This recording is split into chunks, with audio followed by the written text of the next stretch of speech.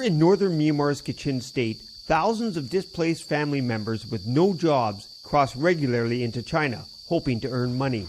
Largely because of China's one-child policy that ended in 2015, there are more men than women in China, driving a demand for women and girls from neighboring countries to wed and bear children. Often, the most vulnerable are tricked. This woman, who wants to remain anonymous, says she was promised a job by a friend but was later drugged and held captive in China. I've suffered and lived in terrible conditions. They were abusing me with sexual violence. I don't want to sleep with them, but they force me, and I begged them to let me go, but he didn't listen, and he raped me until I became pregnant. While some of the cases are clearly criminal, there are also transactions that start out as arranged marriages with promises of generous dowries. The Kachin Women's Association, a rights group, says some parents have good intentions but are unaware of the repercussions of arranged marriages that go sour. I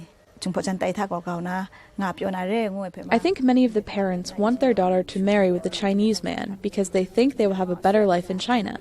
They thought the Chinese government would take care of the Chinese citizens very well.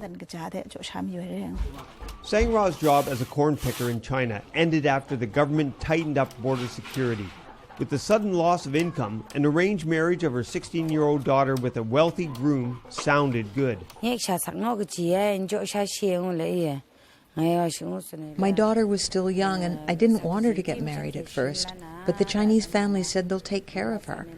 My relatives agreed that she'd have a better life, so I made the decision for my daughter to marry the Chinese man. 2 years later, after not being allowed to move freely or communicate, the daughter was permitted to return home for a visit, but stayed for good. My friends keep asking me how it was to marry and live in China. Was it fun? Was I happy?